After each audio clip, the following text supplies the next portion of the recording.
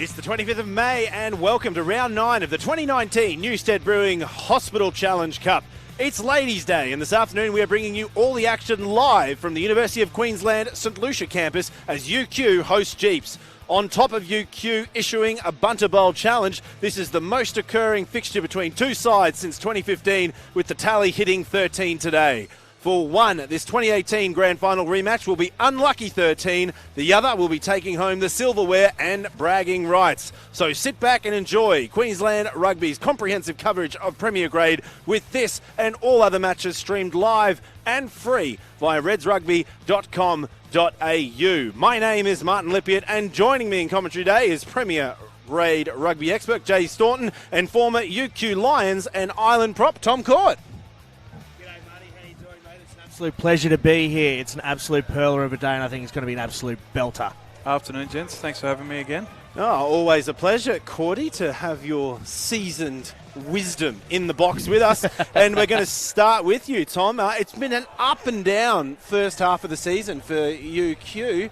Oh, what's the vibe going into today? Yeah, I think there has been sort of renewed positivity coming in this week, and obviously I think Jeeps is always going to be a challenge where Uni will step up.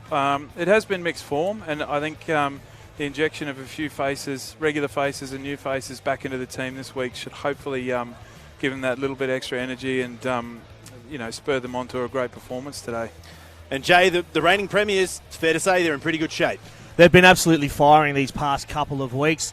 Hit the ground, not where they would have wanted to be with that loss against East, but since then they've been amazing and they've obviously won 6 in a row and they're really starting to hum. So I wouldn't be surprised if they really get up for this one today.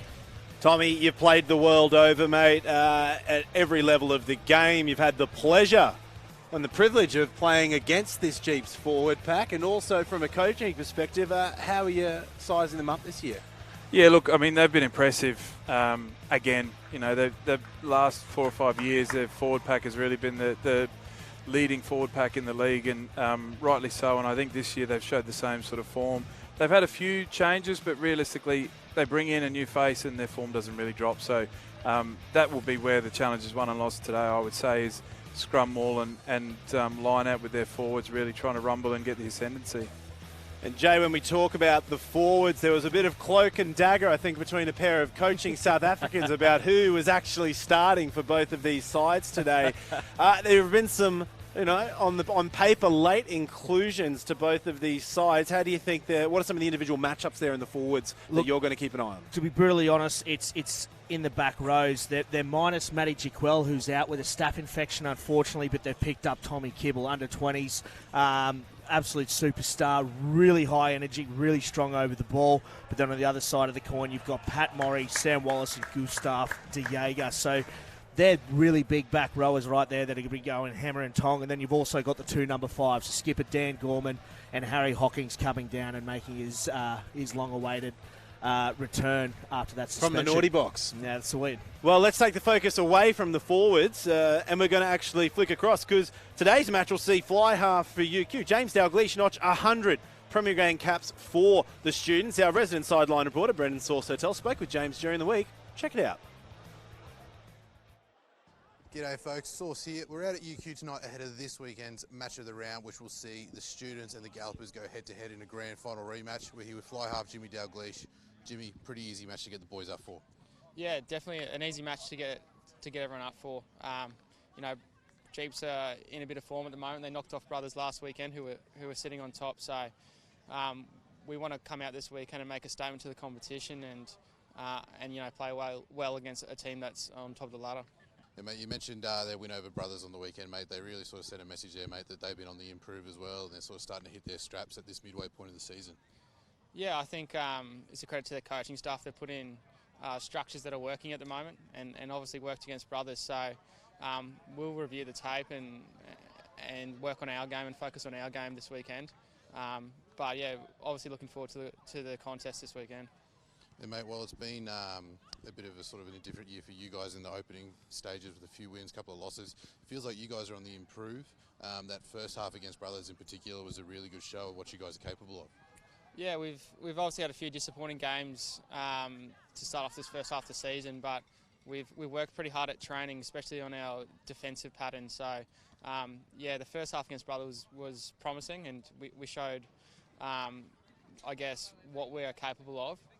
But I guess we've got to start learning to close out games. Yeah, mate, while Jeeps probably still look relatively similar to the side that played in last year's grand final, there's been a bunch of new faces roll out in the Red Heavies colours this year. Who's impressed you so far from the new cohort? We've obviously had a bit of player turnover. I think who's impressed me this year is probably Yoss, our 9. He's playing really well, and he's starting to understand how Hino wants him to play and how we should be playing. And he plays a nice up-tempo game. Made a couple of reinforcements back this weekend. Who's coming back into that back line, I suppose, to give you a bit of assistance, mate, with some playmaking roles? Yeah, we could potentially see Alex Horan back and Brad Twiddle as well. So they'll slot in the back line somewhere, which is a great boost for us, especially a big help to myself as well, having another 2 playmakers in the back line. All right, thanks for that one, Jimmy. All right, folks, that's it from out here at UQ tonight. Make sure you get out here on Saturday for the match of the round and cheer on your Queensland Premier Rugby club. If not, we've got you covered with all 4 Queensland Premier Rugby games streamed live and free via redsrugby.com.au.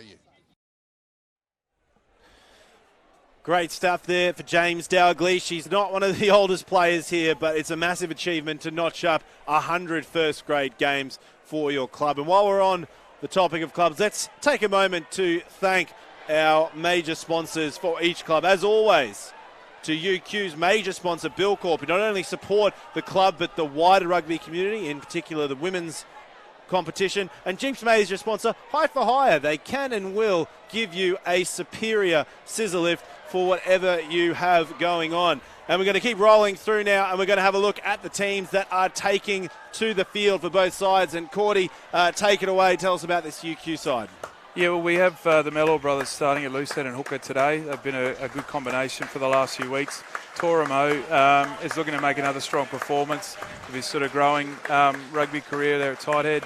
Dom Power back in the engine room with Harry Hockings, who's returned from the naughty step after a few weeks, so it'll be very glad to have him back in the UQ side, I would say. Pat Murray will be leading from the front back at 6. A new face with Gustav De Jager, who'll be in at 7. And Sammy Wallace closing it out forward pack with 8. Jos Van Eden and Jimmy Dalglish will partner up again at 9 and 10, hoping to make a strong performance for Jimmy for his 100th. Sam Edwards on the left-hand wing, TJ Siakasini with Kalala Meany in the centres there. I'd say the Bash brothers will be looking to take Route 1 this week. Cliffy Setu on the other wing with Brad Twydale also returning at fullback. And there's a couple of faces there on the bench for the students. In front, Adam Korchik will be taking to the field. We see Pat Fapulii, Flavel, Helms, Lily Crap, Morrison. Alex Horan makes his return from injury along with BJ Oates. And when we jump across, look at the visitors, Jay, who's lining up for the Gallopers? Yeah, in the engine room there, we've got Jethro Falemi and Freddie Burke packing down at prop, and in the hooker, Miley Noamo. In the second row, Ollie Bartlett and the skipper, Dan Gorman. In the back row, we touched on it before, Twaina Tuolima, Tommy Kibble, and the man himself, the pencil, Michael Richards, at number 8. In the halves, a young halves pairing of Jordan Lanack and DP DeLonga. On the wings, Jono Kent and Alex Samoa. In the centres, the big man, Alfonso Horomia, partners up with the new man, the debutant, Bernard Nickel, and at fullback, Albert Nikoro. And we have a look at that bench. Seasoned veteran front rower, Troy Simpkin, will be in the number 16 jersey. Along him, fellow front rowers, Jonah Palonga and Jed Chapman. The veteran, Mitch King, former Stingray. He's been present for 3 grand finals that he didn't win, but obviously was there, big part in last year's 2018 grand final. Nick Richards, younger brother of Michael, is there. Elliot Turner, Davis Tavita, and Max Wink round out the bench. And we're going to keep rolling through straight away. Let's have a look at these players to watch. Take it away, Pat Murray, Tom Court. Yeah, Pat back in there. He is the spearhead for the UQ pack. When he's in there, he adds that extra bit of edge. He adds leadership, even though he's not actually that old, and really leads from the front, always with his performance. So I think they'll be very welcome. He'll be a very welcome addition back to the pack, and he'll be looking to lead him out for another home win over GPS.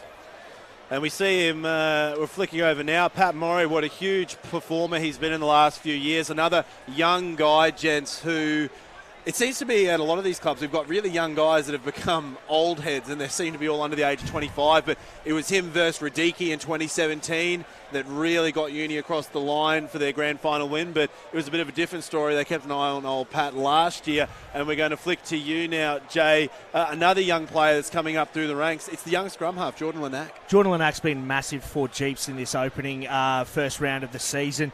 It's so strange to think that he's so young, only 21 years old, and the partnership he's forming with DP DeLonga is absolutely flourishing. He's really high tempo, but he's incredibly calm and composed, and it's something that Jeeps seem to really flourish under when they've got a halfback who plays good high tempo footy, but is very experienced and a very old head.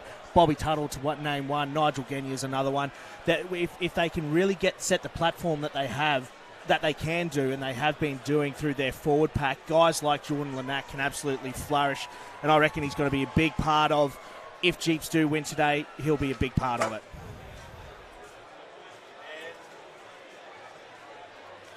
It's a big game for all presented. And that man on screen, James Dalglish, gentlemen, he's obviously knocking over a huge individual milestone, and it's also a milestone that the club will celebrate very fiercely. 100 first grade games. Now, Tom, you having at least, 1,950 first grade games across, 5 continents.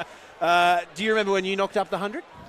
Well, obviously, I never actually played a lot for uni. I had my first season here and then sort of ended up moving overseas. But for Ulster, I eventually got there, notched up the 100. And it is a big, and it would be a fairly emotional day for Jimmy. I think he was always tipped as a young guy coming out of high school to really be a bit of a superstar in the league. And he has sort of shown a really amazing grit and determination for not a massive guy. He's always great in defence, and he always leads from the front with performances. He's an amazing goal kicker, and I think his leadership is vital to Uni through over the last 4 or 5 years with their premiership charges. Well, he's always been the cover boy for leading point scorer in the competition there, and you can see since 2015 he's amassed nearly over 550 individual points, which is a number that probably not too many Premier grade players get to these days, because either injury or they move on. So it's good to see that homegrown talent, and he is a pathway player, having gone through Taylor Bridge and made his way up into here to the University of Queensland. So I guess they're the stories you want to celebrate in Premier grade. Exactly. You hit the nail on the head, Marty, when you said you don't see too many players getting, racking up the points of 500 plus, but more than anything, sticking around for 100-odd games. It is something that used to happen quite a lot, but you don't see it too much nowadays, and it is really great for people to see these toilers that stick at it and do put in those hard yards, because for them to be able to rack up 100 points for their club... 100 caps, mate. 100 caps, 100 sorry. points. He does that in 1 week. 100 caps for their club is a really big thing, because a lot of the time this is where you learn how to play footy. This is where your heart lies, and you play footy because you love the game, and to do it 100 times for a club that you love is a very special moment. And conversely, in the lower grades today, Cameron Brown notched up his 200th game for the club, which is no mean feat either. And I think there's probably a bit of a shout out to all of the clubmen that we do see in the years of playing here. They might start up high and finish down low, but there are some toilers, they're pretty, they're either missing a lot of their hair or a lot of it's grey by the time they get to these numbers. So to see someone as young as Jimmy pull up 100 at his young age, it's pretty impressive. And we're going to jump in now. We're going to look at this table overall now. Jeeps, unknowingly last week with the victory, gentlemen, they've booked themselves a round 17 Wellesby Cup encounter with brothers. And we see all the players now coming back across. It's a very interesting one. University, they're sitting in 6th. It's one of the lower rankings they've had in recent years on 14 points. That big loss to West have put them in the negatives for difference, which is unusual to see that negative number next to them. And we see players running on now for the Gallopers. This is the most occurring fixture in Premier Rugby today, being the 13th instalment since 2015. Despite UQ's tenure of dominance in the competition, they have only bested Jeeps 7 times from the 12 played so far. The Gallopers have taken away 5 wins, with the majority in the last 3 seasons when they've gone on to face the Heavies in the grand final. Jeeps are the informed side after beating top-of-the-table brothers last week at Yoku Road, securing a round 17 Wellesby Cup playoff against the Brethren at Crosby Park. They come into today with a 6-match winning streak behind them, bolstered by an impressive forward pack and an electric back line. If we turn back the clocks, 12 or 24 months, UQ were in the same position, but not in 2019. The students with a high turnover rate of players this season have had a much slower start than what we're all used to. The Heavies, with 3 wins to their name, haven't been able to muster a win away from home. In round 7, they were looking the goods against Brothers for the first half, but it slipped away, and since then have had a bye to remedy and prepare for this grand final rematch here in round number 9. And the Gallopers are already out. They're going to be running from the left of screen. Uni, the home side, in front of Ladies' Day, gents. Are you surprised they're taking their time? Just building the atmosphere a little bit. I thought you were going to say taking their time to make sure their hair looks good. To be brutally honest, that's what they usually do. But if you're going to have a blinder, at least individually, you want to do it on Ladies' Day. So we saw just before a few shots at the bar starting to fill out. I think every player out there is going to be giving it 110 because it's going to be right up there for it. And here come the students, led out by their captain, Jimmy Dalglish. He tries to keep it serious as much as he can, but I think even he's allowed to have a bit of a smile on his way out. There's Maury. He's going to be an enforcer today, one of 2 Mellors. Wallace, another one who's broken out this year. So it's a big occasion here. Silverware on the line. UQ have challenged the Gallopers for the Bunter Bowl. A wonderful initiative, started a few seasons ago, progressively will move around with whoever wins it. And right now, Jeeps are the team to beat.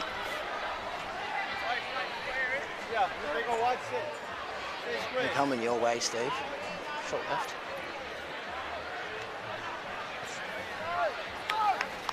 And we are seconds away. And we are away. Round 9. Newstead Brewing Hospital Challenge Cup. It's the match of the round. Grand final rematch from 2018. Bunter Bowl on the line. UQ hosting the Gallopers. And along it in the back. You won't find touch. All you'll find is the hands of Brad Twydale, who is returned from injury, and he's making an impact straight away. Twydale gets a great offload to Mellor. The students knocking on the door. They're on the 22. Burrowing in as Maury goes in head first and gets bumped backwards. Look pretty awkward. Now to the right.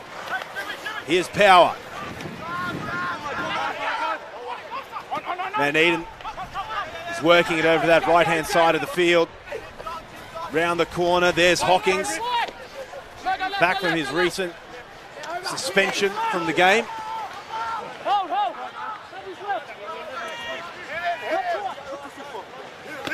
Power offloads one to Moy, the St Edmunds graduate.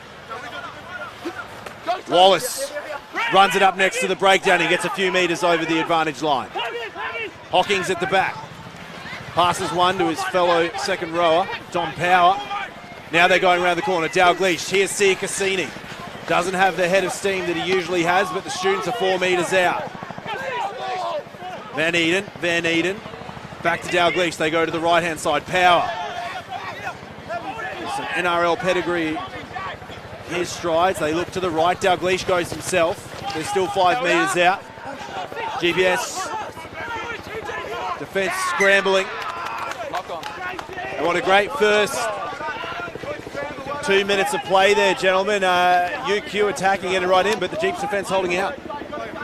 Yeah, I mean, it looked like Jimmy Dalglish was about to go over there, but it was just so calm and collected. They made sure that they were holding on to that possession and weren't trying to sing it too early. But how good was Brad Twydale making that break from nothing? It's a great way to start your comeback as a nice clean break straight through on an offload. I think you can see from Uni there, the attention is, they're quite fired up and they're ready to go, but you can sort of see the experience and calm heads in Jeeps just sort of weathering the storm so far. First scrum of the match, gifted in the 3rd minute of play. Hang on. Fellas, yeah. Pre-game, we agreed to no pre-engagement, okay? Hold your weight. Too loud? Aaron Pook out in the middle there. Refereeing this afternoon's match, another pathway referee that's come through the system over the last couple of years. You'd expect Freddie Burke here to be really trying to put a marker down. Very strong scrummager there at tight end for Jeeps, so we'll see how he goes with his first scrum. Looking incredibly fit. Big first scrum, UQ's holding it. Jeeps have got the roll on now. There's the advantage. That could be an omen for how the match transpires. If you could see Freddie Burke there just getting up and underneath Sam Mellor. And it could be a long day in the office for Mellor if Freddie Burke feels he wants to really put that pressure on. Well, towering figures of Bartlett and Gorman in the engine room, packing in the second row. Got some good push on there for their front rowers, and now it gets them out of trouble. Or not quite. That is a coach killer. 4 minutes into the game now. Oh, Manny, welcome back from the West Coast. Manny, Nudgee graduate, he's back from playing first grade over in Perth, and that was a very hospitable welcome. Now Sedu on the right-hand side. Sedu's found some space. Gets the offload. Very clean. Dalgleish fires it out. Power. Good fend. Good run by Power. Kibble flies across. Dalgleish inside ball to Hocking. The young man towers over everyone on that field. Cut out pass. They're going to keep moving. Here's Manny again. He gets another offload. Great hands by Sam Edwards, the BBC graduate. First try to the students on Ladies' Day. And wasn't that good? That was just such smart footy. You could see them holding those numbers in midfield. And then Jimmy Dalgleish sees this space here with the cutout. And then this little one there, Clalamani just draws him in, puts him under. And Sammy Edwards says, thank you very much, right in front of the ladies on Ladies' Day. Yeah, just shadows of previous years, I think, where Jeeps looking to really dominate up front and put a stamp on the match with their forwards, and then UQ really relying on their backs to try and make those breaks and score plenty of tries. Well, we've got to dial it right back. Great effort by the forwards, getting that scrum penalty. Someone got a little bit greedy, trying to get too much line, and the students turned around within about 30 seconds and scored in the opposite corner. Yeah, I think we could see straight away Freddie Burke, very strong scrummager, but he's always going to angle in a little bit and head straight at the hooker. So if UQ can't try and counteract that angle, which is where they get their sort of front forward movement from and start edging forward, it's going to be a long day in the office for the forwards at scrum time, I'd say. I think Sam Mellor needs an earpiece. This is extreme, so we can give him pointers while we're doing this.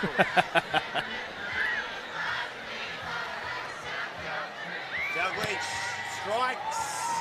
Wasn't meant to be. Goes to the left. University in lead. 5 points still here against Jeeps for our round 9 grand final rematch. Reigning premiers. Bunter Bowl on the line as well. There's definitely a bit of breeze here, pumping in from the northeast over the left-hand shoulder of the Gallopers.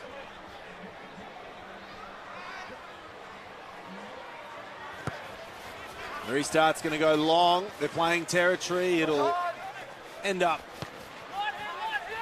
back in the hands of the students, who get a phenomenal kick for exit. And that's a hell of a kick there. Jimmy Dalgleish hammering it up towards the Jeeps 10-metre line. He needs to have a good day with the boot and make sure it goes out so that this Jeeps team can't get a roll on. I did speak to him before the game. Said that he remedied the problems that he had in the Brothers game 2 weeks ago, where he missed half a dozen or more for the touch, and he said he's got it under control. Bartlett takes the clean ball. Now they send it out. DeLonge goes once more out wide. Jeeps running strong up the middle like they did against Brothers last week. Now to the left. Quick 1-2. Bartlett manages to hold on. Now they're pulling away. Richards gets another offload out wide.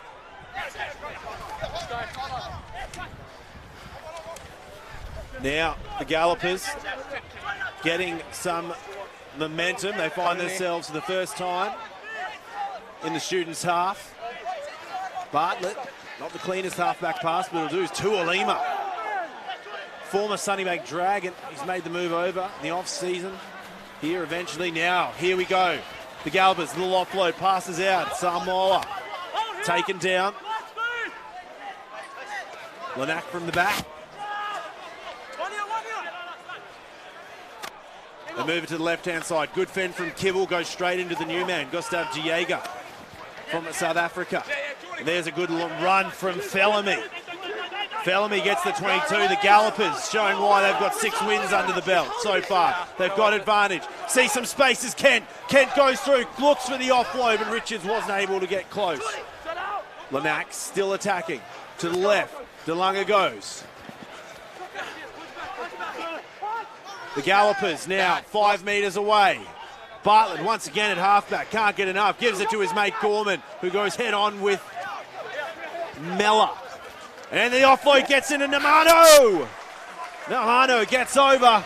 Great response by Jeeps. They pick up a try with a conversion to come. It's tied up, 5 points all. And that's what it was. It was just Jeeps retaining possession. Very smart footy. They know if they've got ball in hand, they can outmuscle anyone. And this guy has been in red-hot form this past month, Miley Naomo. But you can see here, it's Bartlett getting this little pass here to Gorman. And it actually looks like he's been held up there. I think Tortamoe got onto him, but then Naomo coming off. You're not going to stop him that close. That's a very classic Chiefs manoeuvre. They played it all through the grades. First person goes in, second one comes in, does the rip and roll off. It doesn't matter whether you're playing down in 5th or 6th grade or up here playing in 1st grade. Those kinds of things stay true. No, if it works, just stick to it. And Jeeps are the kings of doing that. They don't play the most brilliant brand of footy, most beautiful stuff, but they know how to wear you down, and they've done just that. Now looking for the extras. DP DeLonge. Wonderful import from South Africa.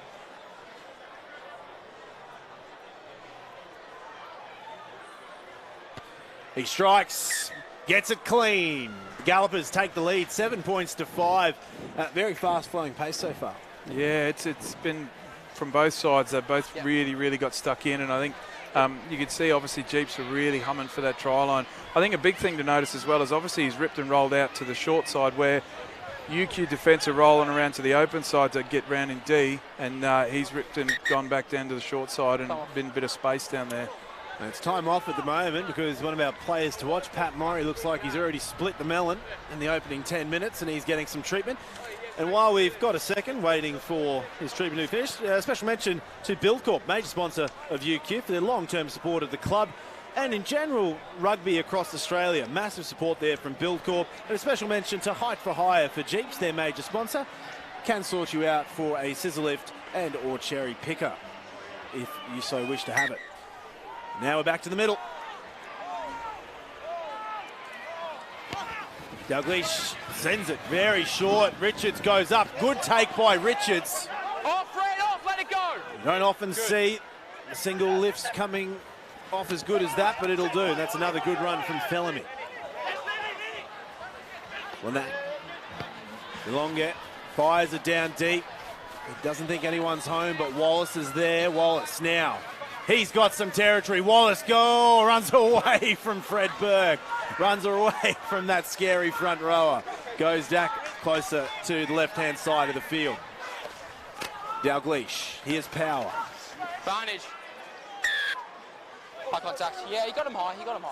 I understand, but he still got him high. And penalty going against the Gallopers. So the students now, an opportunity to kick for touch. And that man last night, huge 80-minute effort for the Reds. Yeah. Oh, he was absolutely massive. I mean, that was a hell of a game there for the Reds, and I think Tate McDermott didn't do any harm to his World Cup aspirations with a game like that last night. Rolling 24 phase attacks by the Reds. Your hat's got to go off for that Chiefs defence. They were ironclad last night. I was going to say, anyone that can put 20-plus phases together, if you don't come away with points, you're going to be very disappointed, especially towards the end of a game like that. So, is that your jam, Cordy? 24 phases continuous? I'm sure I would love to be getting involved after 24 phases. There'd be a lot of standing around hands on knees, I would assume.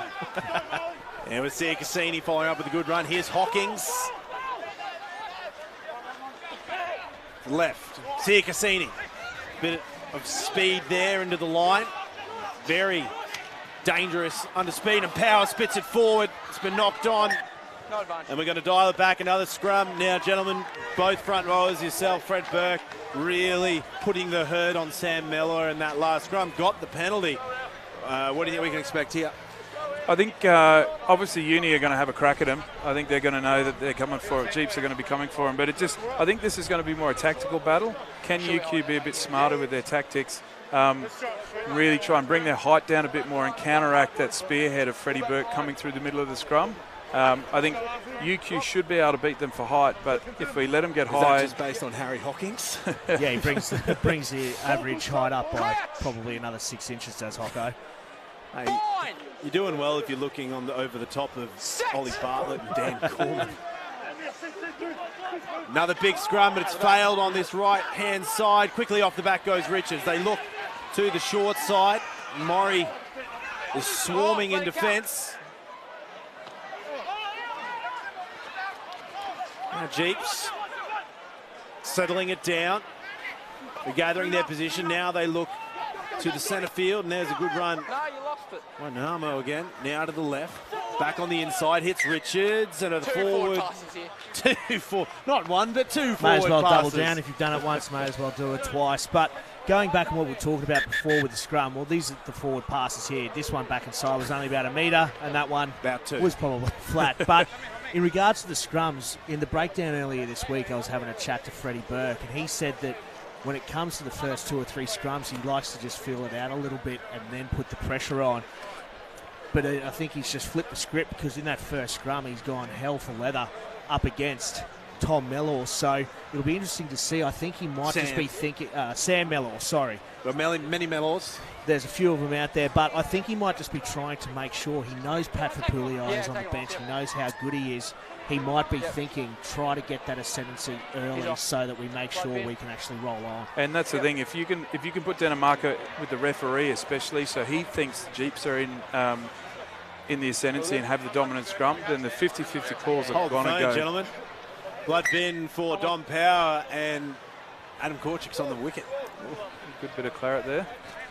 Not a bad sub to be able to bring Adam Korchik on 13 minutes in. Korchik, he's been riding the pine for the Reds for the last 2 or 3 weeks. I think he's just itching to get on the field and get some game time. So he'll probably be looking to have a big impact here.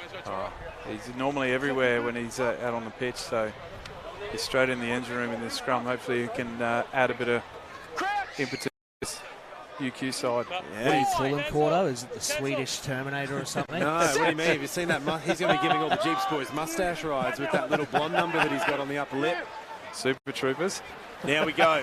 Out wide. Good ball. Finds Edwards. He gets chicken on the thing. But Horomia, right place, right time. Wears a little bit of seatbelt from Dalgleish, but Pook says it's all good. Lanack kicking for exit. Gets that right boot. Fielded well by Twydale. And here comes the counter. Twydale, good speed.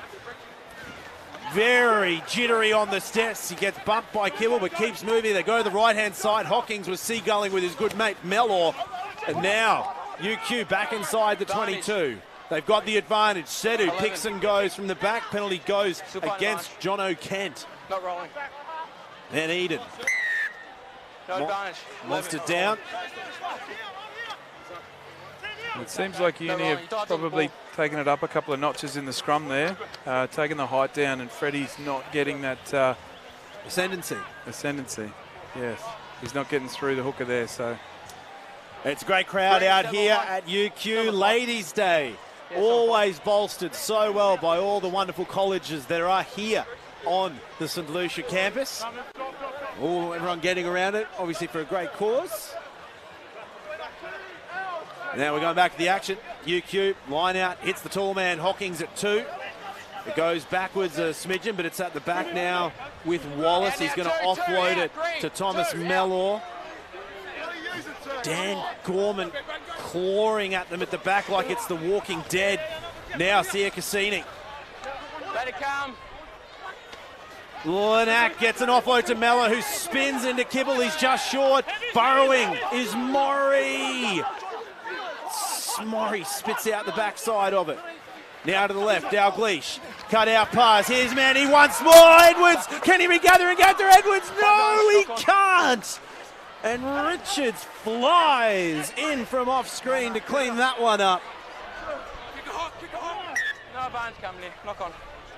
a bit of a wayward pass there from Kalala. I mean, he's been recruited in from a league background. I think he's been with a couple of the NRL clubs through the age groups. So. No, I'm putting that on Edwards. Really? And then Edwards had it. He could have been 2 for 2. To be fair, he was and in the right corner of the field as well. A little bit too flat, yeah. Is that how front row critiques a winger? To be honest, I don't even see the ball half the time. I was about to say, I don't think you've ever thrown that pass or received that pass in your whole career, Cordy. I think I threw a pass like that last year and it got almost intercepted and scored under the post. So. Never allowed to do that again. Now an all-important scrum once again. We've seen a bit of slippage here on the short side between Burke and Mellor, but Point straight in. short arm, they're going against the students, boys. To be fair, that's not the worst outcome really. Obviously, you want to be trying to put it at them, and you don't want to be taking a backward step. So, if you're putting them a little bit off, they're going to scrum again down this corner. You're closing in. Okay, I need you to hold your weight. And obviously, Uni need to make sure they get it right to counteract the GPS scrum. So. I think they're just a bit too eager. They know how hard it's going to be. It's going to be an absolute shift and a half for them to be able to make sure they hold up against this Jeeps 8-pack. So they know they've got to be right up from the get-go. So just as long as they don't go early, the enthusiasm's good. Lanac throws it in. Scrum boils and simmers. They're starting to get momentum forward. There's the full arm advantage. It was a good effort early on from Uni, but there you just see that 8-man shove coming through. And it's always going to be a natural wheel up that loose head side. Freddie Burke is working hard in their tight head. They're just edging back. So because they go forward first before they wheel up, you're always going to give the call to GPS. Boys, there. would you say giving Jeeps a short arm in the scrum would be the same to, making Shaquille O'Neal take free throws because it's the lesser of two evils? Definitely. And I wouldn't be surprised if that was an instruction coming from the UQ coaching staff as well. And a very scrappy line out affords UQ another good opportunity. Mellor passes to Mellor. Mellor's plural in this side. Both the brothers making the move across from Sunnybank in recent years, and holy smokes, Pat Murray just got clobbered. I was going to say you'd need a little bit more than a little head gash to stop Pat Murray being out there today. Here's Wallace. Now they're regathering. Dalgleish, inside ball, hits Twydale, who's coming in. And another penalty going against Jeeps. They're giving away a lot of good real estate here, Jay. Yeah, I mean, it's all been UQ territory. They've been camped down here for a while now, and Jeeps are just playing some really silly football, giving away these silly penalties. So they'll want to make sure they've done well to hold them out for this opening 20-odd minutes, but they want to make sure they hold quick tap, they're off. Wallace now. Spicing it up. Van Eden from the back gives it to Dalgleish. Dalgleish sees a glimmer but gets shut down quick. The new man, Diega, former Lions under 18 and Bulls under 20 player. Another great get for the students. There's Korchik. Off now, let it go. Wallace. Backed up by Mellor and Murray. Hawkins, very flat-footed. But if he can just get one step over the advantage line, he's probably found 2 metres.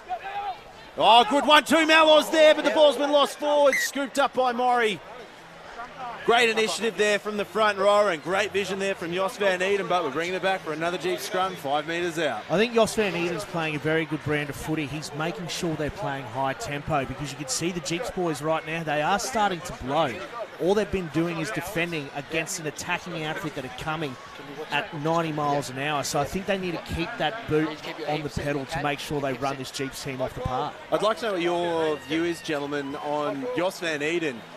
He's trying to play fast ball around the side of the breakdown, which is what Jeeps have famously done in Premier Grade for the last few seasons. What do you make of that aggressive style that he's running today? Well, it's starting to show. It can definitely open him up and work. UQ need to have options running off him. He's opening up gaps, and they've got to be hitting the gaps and making sure they catch the ball and take advantage. And UQ are somehow managing to hold this thing together, but quickly off the back, they go to the left-hand side. Quick 1-2 out to Kent. Kent's moving, throws it onto the left-hand boot. He's got some ground to make up here. Twydale swooping back onto it. He's inside the 22, says, see you later. I'm running around the corner. Throws in not the neatest of kicks. that'll get fielded by the young Tom Kibble from BBC. And that was a very rolling piece of play there. Horomia now. The Gallopers find themselves inside the UQ side of the field. Kent once more. No, get out. To the left, Richards gets hit hard by Sia Cassini. Off now. Let it come. Lanack. Gives it to Tuolima. Tuolima gets a great offload to Kent. Jeeps Advantage. Well, with penalty advantage now. Lanack goes himself. Rolling through is DeLonget. Jeeps, great continuity. Horomia hurdles over the middle. They're making good meters here. Noamo gets hit hard. Oof. advantage. Yes. Get through. And Kibble coughs it up for Lanack. I think you'll see them go for the scrum here, surely. Scrum. At the end of the day, they're not going to get a yellow card on the opposition by penalising them inside their own 22, so they're rattling that sabre finally in the right part of the field. I think you'll see them pack down scrum after scrum here. They know that if they do what Jeeps do in that scrummage well, they'll be able to put an insane amount of pressure here on the Uni 8. And in contrast, when you look at these two front rows packing down, you dare say that the weight is definitely on the Jeep side. Oh, they're absolutely enormous. They've got one of the biggest forward packs in the competition. That's why they are so good at set piece. So it's always going to be a task and a half trying to hold them out. Keep rolling. Keep going. Yep. It's a natural. And this is an interesting point here. Book was holding onto that one for quite a while. You know, at what point do you think it's acceptable for a ref to tell them to use it? Well, that's the thing. I mean, obviously, the wheel in that scrum is naturally going to go loose head side for the attacking team, so that's what's happened. But I guess referees don't want to just totally nullify the match. They want to be able to have a rugby match. They don't want to just have a scrum off. So he's going to try and leave it in legally while he can to make sure that they're actually going to have a game rather than just trying to scrum each other off the park.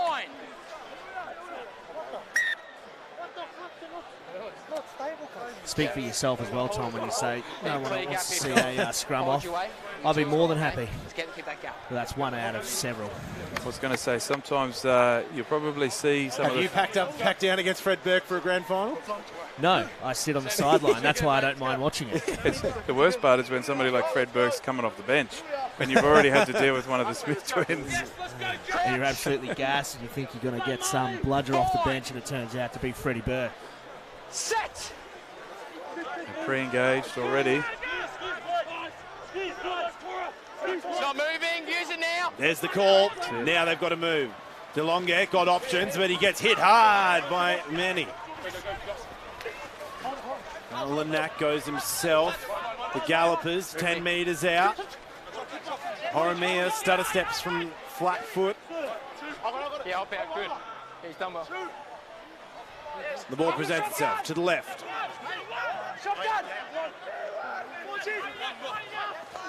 Gallopers grinding it, picking and driving. 5, not rolling. Penalty against Hawkins for not rolling away. Here's Tuolima. Burke gets hit hard by De Jager. Korchik.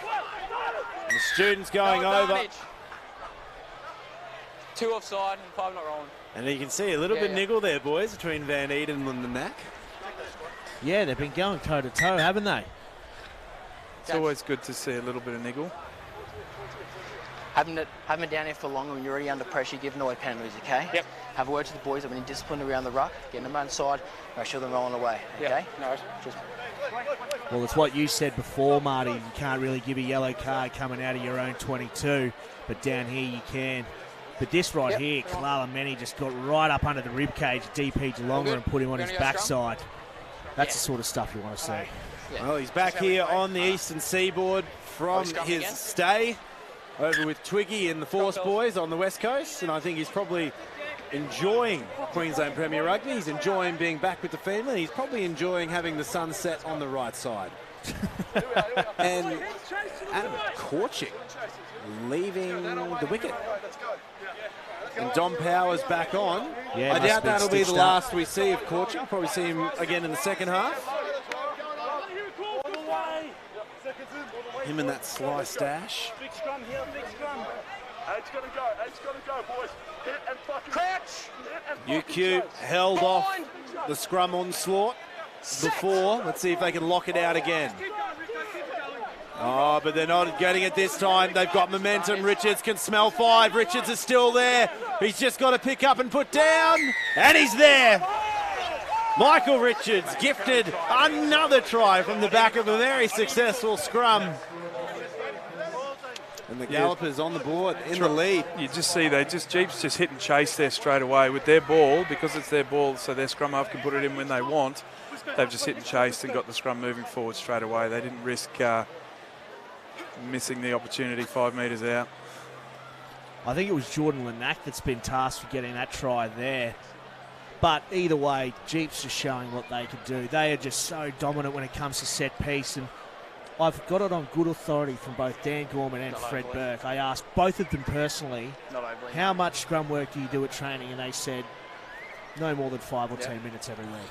How much did they do pre-season, though? I don't know. This is the thing. I was calling shenanigans on it, because there is no way they could be this dominant.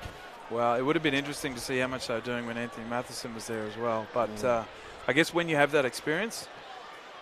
There's DeLonghi looking for the extras. Well, I know for a fact Freddie Burke said he was spewing about it too. If he had it his way, it'd be 2 hours every night. But I'm blown away with just how up for it and how skillful they are when they come to set piece. If that's the case, whoever the Jeeps chiropractor is, he's probably annoyed because he doesn't have much business coming through if they're not doing more than 10 minutes a week. Let's go, lads. Great conversion there by DeLonghi. And we're back to the middle. Another short one from Dalglish. Aerial contest, and Hawkins didn't even have to jump off the ground to contest it with Richards, who was 4 feet up. Now Sedu gets the offload, gives it to Twydale. Off the deck, finds Jos van Eden, the former West player. Played there from 2016 to 18. Now a penalty. Slowing down the ball. It's been a good contest so far. Now the students will look to gain some territory and try to set up another line out. Yeah, that extra height there with Harry Hawkins chasing the kick-off there. Gets the tap back, and he is Mr. Larson. Without a doubt, he is Mr. Larson. I mean, it's impressive. Him and Blythe. Impressive seeing a single-man lift from Jeeps, but... I believe that was Mr. Gilmore's. Still good, man, I understand. And it looks like we might have a bit of an ankle patch job coming up here, but what a wonderful day it is. All the ladies lining the fence. There's a lot of the UQ women's rugby players who've dropped the boots and picked up the gowns and the heels. Good to see. They never have a gentleman's day at rugby clubs, I've noticed. I think that's every weekend, you'd have to think, wouldn't it be? Oh, I think it'd be pretty good seeing a whole bunch of blokes in black tie lining the fence for a rugby game. I thought you were going to say a bunch of blokes in dresses. To be fair, I did see a group of guys down there with black trousers and a black tie with no shirt on. Sans shirt, the good stuff. 11. We're getting a bit nippy later on, I would assume. And cutting diamonds with those ones. And a bit of a break here. Just a reminder for everyone at home, a special thank you to Newstead Brewing Co., the competition naming rights partner for 2019, for their ongoing support of grassroots rugby in Queensland and coming on board with Premier Grade this season. What a wonderful sponsor they have been. Now the line out. Hawkins goes up, picks it away from the top. Here's Sia Cassini. Goes right through DeLonghi, but spits it out. The knock-on will find Kent, who punches it on that left boot. And if this finds touch, it's going to be amazing, but it's not. It's going to sit up for Van Eden. Van Eden and, I beg your pardon, Sedu, who throws in a kick of his own. And the game of Forsey backs continues. It's up and down with A wonderful aerial take there from Twydale, who take it back into traffic. Yeah, he's looked impressive so far. His first outing back for the students here.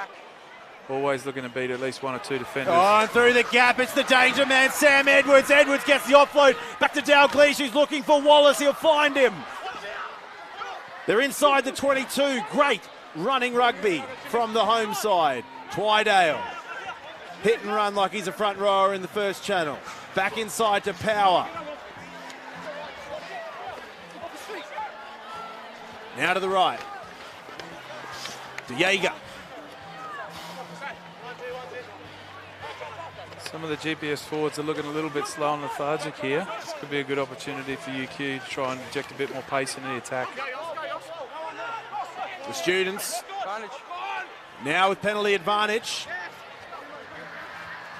To left, Twydale cuts out wide. Edwards steps back on the inside, gets cleaned up by the player coming across. De Jager, wonderful flick pass, but Harry Hawkins was just too tall to get down to get that one. No, it's going to be tough for Harry Hawkins to get that 6'10" frame all the way down there. But this is just the interchange of hands here from Uni was great. Yeah, Sammy Edwards off his left wing coming in, and Jimmy Dalglish able to get this offload away to Sam Wallace. And I think if he was able to get through there, it could have been just a bit too much for the Jeeps boys to get back. But that's really good footy there from the students. I beg your pardon, it wasn't a penalty, it was a knock-on advantage. Patience here, okay? Patience. Aaron Pook just saying, just a little bit of patience to Freddie Burke and co. Just saying, well, look, we know you're keen, but just chill out a bit, would you? It's been a very fast-paced opening 40 minutes. We've had a few little stoppages for some blood bins and a few interchanges, but it's been a very fast. Yeah, if you were Uni, you'd be looking to keep them moving, keep them running, get it in, get it out, and keep playing the ball rather than letting them take a breather at scrum. Let's go. Let's go. Let's go, let's go. Stability on the set here, fellas, okay? We are. Let's go. Let's go. Let's go. We're seeing hands on hips there for Jethro, Felamy and Maley Marmo in the front row for Jeeps. Two very big, strong frames. No doubt they bring a lot of horsepower.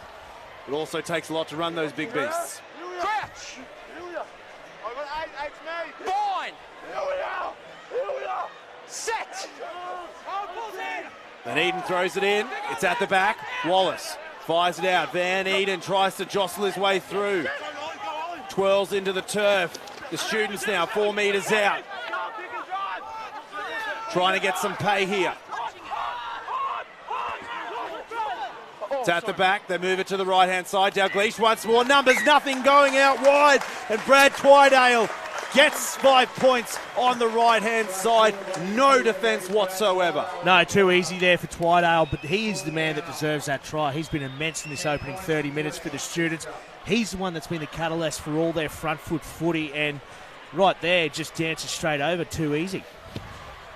Yeah, he's seen the space there already. He's just hanging out there calling for the ball, and thankfully they've been able to get fast ball out and get it out to the wing, run around the outside of Freddie Burke, who looks like he's probably... And Ollie Bartlett. I think you've got to question some defensive structures if you've got two of the Type 5 holding down a wing. It's amazing, too, to see the amount of scrums they've had and the amount of work the forwards have had to do, especially for GPS, will take their toll. And it's starting to show, I think, in the defensive line and the structures around the ruck. Well, that's UQ's bread and butter, is that high-tempo footy. Run people off the park. Never the biggest team on the park, but always one most daring to really try to up the tempo.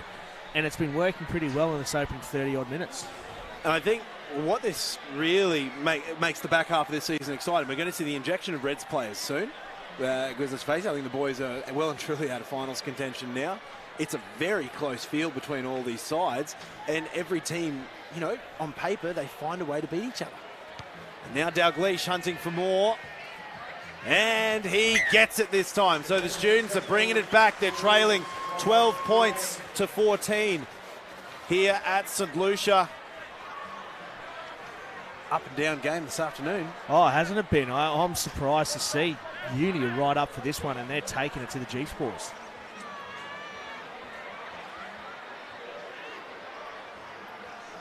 DeLongette changes tactics. He's going to go short. Oh, and they let it bounce. And now it's been cleaned up by Kibble. Tackle. Never let a ball bounce. Yeah, he's on the ground. I understand. And UQ have invited the Wolves into the hen house. Must have been a communication error there. If you have a tight head looking to catch a high ball, somebody's obviously missed what they're supposed to be doing. I understand.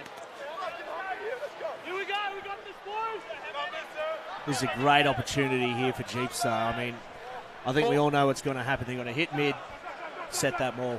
Oh, and they've gone the trick to the not. front, but they've lost it. Yep, play it Forward. And now, Sia Cassini has cleaned up. Trying for that trick play on the front, and Power is powering through the defence. Great meters there by the second rower. Into the pocket, Dalglish hunts for exit. And he finds it well. And who's that in the bottom middle of the screen? Would that be a Tate McDermott and an Angus Scott Young carrying water? Yeah, I'm trying. Yeah. And I guess that's what it's all about at club footy, isn't it? Yeah, it's good to see them down here. We were talking about it before the game. They're on the It's bus great at to see so 2:30. many Reds players coming in the mix. Bus at 2:30 this morning in Hamilton. That's good. Got back into Brisbane at about 8, and they do the round trip and get here. I was going to say, in the old days, they'd probably still be drinking, but I'd assume they probably had a bit of a nap and been home. People like you probably drank too much and wrecked it for everyone else. And here comes Jeeps charging through. Here's Nickel. Bartlett goes with Hawkins, but Hawkins sumo presses him to the deck. Horomia. 10 backwards by De Jager. Good. What a fierce first impression this is of Gustav De Jager, the South African. There's Burke. To the left. DeLonge fires it out. Here's Kibble. Goes end over end. Topsy-turvy. And the penalty goes against the Gallopers. No, he's pushed the man out. Are we seeing them fraying a little bit here, gents? It looks like it. To be brutally honest, they seem to really be they're getting turned base over apex there, but they look to be starting to do things the Jeeps don't do. Yeah, we're just starting to see that composure slip a little bit, whether it's because they're not that dominant force that they're used to, or whether they're just starting to feel the pressure that Uni are putting on them, knowing that Uni can score tries if they have to. Or was it the sneaky, we're not going to tell you who's now starting 15 before the game? I don't know. I think that's gotten under your skin more than anyone else's, Marty. But of course, because I've got to do research for this. And when the starting second row has got an Achilles hanging on by a thread, I'm questioning. Anyway. Well, they could have done the Naholo banana leaves during the week. Go. And Kibble cleans up the loose one at the back. Opportunity goes wanting for the students. Cut out wide. Here goes Nickel. Good meterage from the Gallopers. Lost now, lost. You lost it now. The penalty going against De Jager. He had one going to the quick tap and go there from Lanac. The offloads are looking good. There's Kent's, but it's a forward pass. yeah, just held it up a little bit too long. We're in a perfect position up here in the box just to see it was just a little bit forward, but I think that's what Jeeps need to be doing. Take the game to the students. You can see it here. Yeah, just a little bit forward. I think De Jager needs to cut a few holes in that headgear so he can hear the ref. It was nice and clear to him there to let go. I only yelled it about 3 or 4 times, but he's been great, De Jager. He's been absolutely immense on that pill. An absolute laser when he hits those rucks, and quite accurate most times he does it. The real thing is, if you're the attacking side with headgear as bright as his, if you don't see him coming, then you deserve to lose the ball. It's just sticking out like a sore thumb. Saw him at training as well. He is rapid as well if he gets into a bit of space. So. Oh, and that's not a good feed. That's a tight head. They've done well. The Gallopers, loose ball in the back. DeLonge's got it. Wasn't the best looking thing. Here's Nakoro. He's been pretty quiet here in this first half. Loses it off the hands of Alex Samoa. Ball security has gone wanting here for the Gallopers over the last 15-20. Are we seeing this fatigue starting to kick in? There's been a lot of running rugby.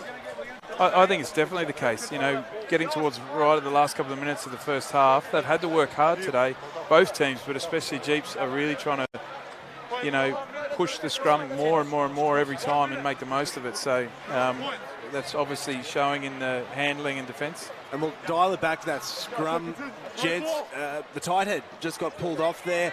Wasn't the greatest feed from Van Eden. No, it was more of an inaccurate strike than anything else. Just a bit unstable, and the feed just didn't go through early. And they've given away another Shaquille O'Neal half arm here, and it looks like the Mellors and the Burks are exchanging hair styling tips. Just pleasantries between front rowers. Straight out of the front row 101. If someone's getting a bit of dominance in the scrum, you could probably have a word in his ear. And I talk to him about his haircut. I think Aaron Pooks just said to them, that's the second one pushing off the mark, fellas, and I think he's going to give away a full arm next time. Let's go.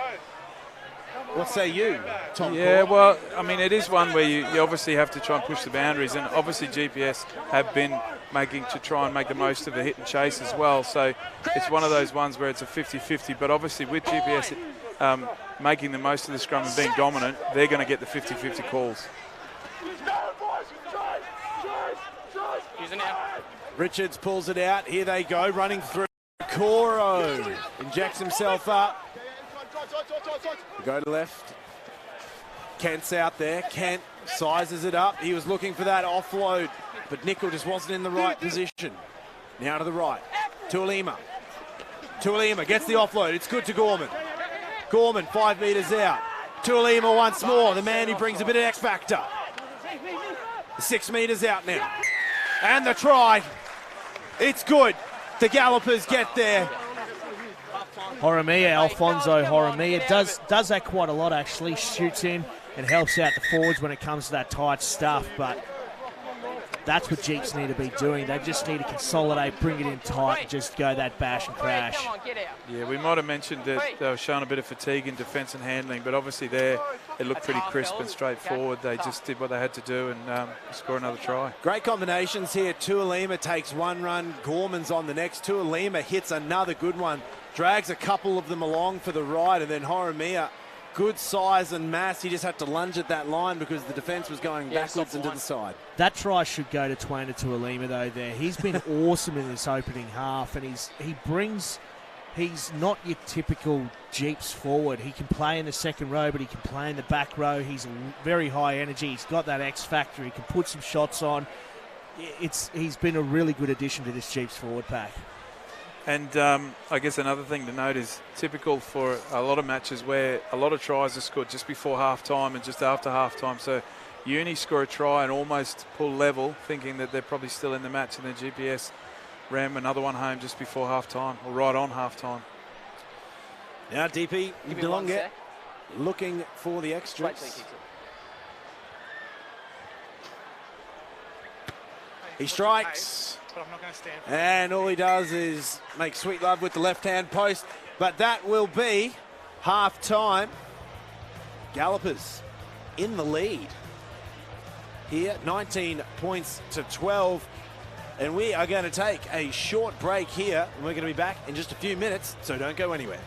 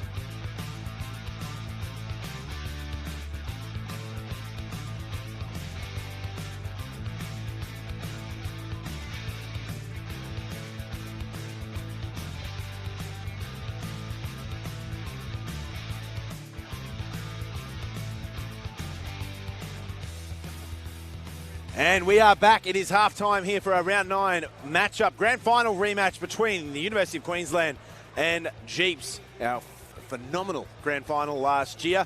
And just a correction there. Vilongi did slot that one through. A bit of a ping-pong show off the left-hand post and gets it in. I am joined once more. Jace Dorton, Tom Court. Gents, let's talk about these results from around the grounds. What a tight battle between Sunnybank and Bond, 14-15. Yeah, I picked it on the breakdown this week. I thought Sunnybank could actually get up here. They're starting to play really good footy. They've got an absolutely electric backline, and if their forward pack can show up, they can do some real damage. And obviously, Souths and North, 17-0 to the Magpies, and Crosby Park, it's 0 all over there, gents. Yeah, you would probably expect Brothers to be pushing on a little bit more than that. I'd say they're probably disappointed at that point with how they're going. It is a late kick-off, though, so I think they're only 10 or 15 They'd minutes be 10 in. or 15 minutes in, but it still tells a bit of a tale that we're still at 0 all. Both sides are finding great form, but obviously the big one here, Jeeps up 21 points to 12. It has been incredibly tight. It's fair to say that the biggest vice for the students, Cordy, it's been a bit of their scrum discipline, but there's not much they can do in the face of overwhelming power. And Jay, for the Gallopers, it's just been some of the handling errors, and they're just giving away silly penalties at the wrong time. That's what it is. It's just silly things, silly errors and silly penalties. If they eradicate them, which they started to do in the back end of that half, they're looking really good. But credit to the students, they're right up for this one. They're looking very good. And obviously with the switching of ends, the students now are going to have that nice northeasterly blowing over the left-hand shoulder. We didn't see Jeeps really taking too much advantage of that in the first half, so it'll be interesting to see what happens there. And me oh my, Dom Powers' melon is well and truly split. No, he's looking good, big Dom Power. I think he might only probably get another 10-15 minutes before they bring Korchik into the mix. There's no reason why you want to ride him on the pine too much longer. But the students have been really good thus far. If they can keep it up, I think they could start to actually shade Jeeps in regards to their fitness. And if they can maintain that and this high-tempo footy, could be an interesting 40 minutes. Yeah, I think also making the most of that experience on the bench and really trying to bring it home. Like you said, with that fitness, they're always going to back themselves to be able to score tries and score points. So going in this close, I mean, the script for any game against Jeeps, you can bar up in the forwards and match, or at least weather their scrum and their forward pack, you're going to be in with a chance. So they're almost doing enough. I think obviously it's still a bit shaky ground scrum-wise, but they're still well in this match. So this will be interesting to see how the second half finishes. It looks like Adam Korchik's put his headgear on, so he's actually on the field as we speak. Same as Dom Power. And it looks like Alex Horan is also warming up on the side of the field. Son of Helmet. Tell you what, the older he gets, he's looking more and more like his father. Ready, kick up. Scary, another good club man around here. And we're away, second half. Gallopers narrowly in the lead. 21 points to 12 here at the University of Queensland St Lucia campus in what can be described as picturesque conditions for such a big match. Great hands by the front rowers. Oh! And Jono Kent, wow, sandbagged him. Jono Kent has absolutely lit Tom Mellor up. Check this out. How good is the blindside shot from the left winger, and whooshka, take a seat. You didn't see that one coming, that's for sure. Lovely little hands there between some of the uni players to shut down with a lovely right shoulder. Oh. Once more, just for good luck. Kaboom. Came in with that sun behind him, and Mellor wouldn't have seen anything. And like that, we've gifted a scrum within the first 60 seconds of the second half. Fine. Full arm. Tight head, you just come straight in. Yep. Loose head, sorry, come straight in. Pushing off the mark. Big smiles on the face of Dan Gorman. DeLonge kicks, finds touch about 20. And this is what you said, Cordy, the fact that the referee now has the idea in his head that Uni are obviously on the back foot there at set piece. He's going to be incredibly harsh on him in the second half, you'd think. Armo fires it in, hits Richards. It's at the back with Kibble. Mellor hits the deck, but no infringements played. Warnack's had enough. Finds some space around the side, gets past Van Eden, but Sedu comes in and cleans up the mistake. Now the Gallopers, they've got some momentum. But the ball's been turned over. On the right-hand side, Sia Cassini.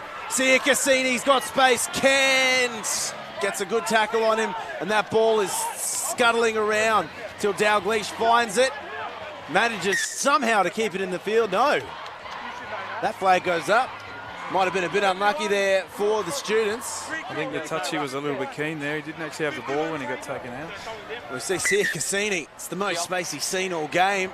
And John O'Kent, wonderful defence yet again. Well, we know John O'Kent loves putting shots on the big boys, but I think you hit the nail on the head, quarter. Yeah, it looks like Jimmy Dalglish has been done dirty there, unfortunately. But great opportunity here for Jeeps. I don't think they're going to be running any more of those short line-out options, though. And we might have Hold on, fellas, hold on. an HIA potentially for Jos Van Eden. He took a bit of a stiff hit there at the back of the breakdown. Time on.